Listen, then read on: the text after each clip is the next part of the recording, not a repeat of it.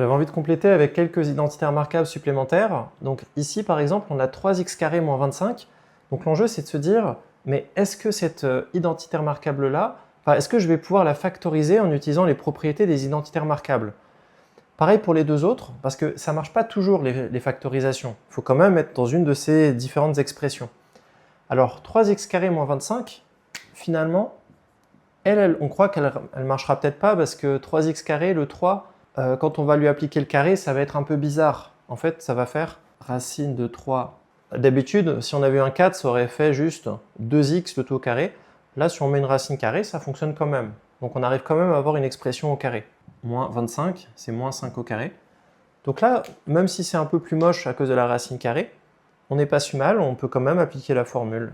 Donc, racine de 3x, c'est le a, moins 5, facteur de racine de 3x plus 5.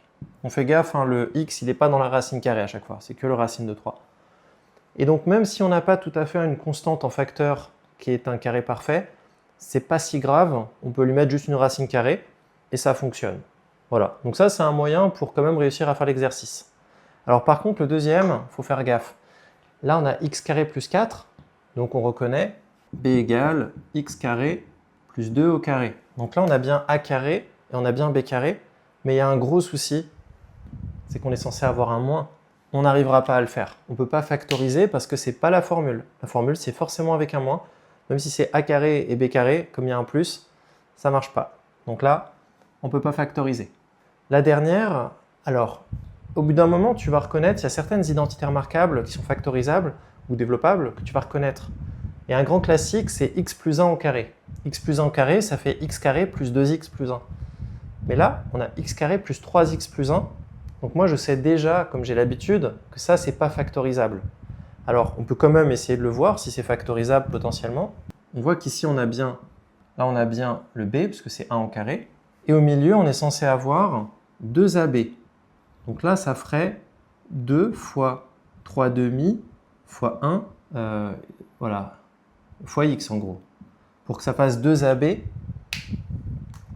donc là, on a le 2 de la formule. Et il faudrait qu'on ait 3 demi de x fois 1 en gros.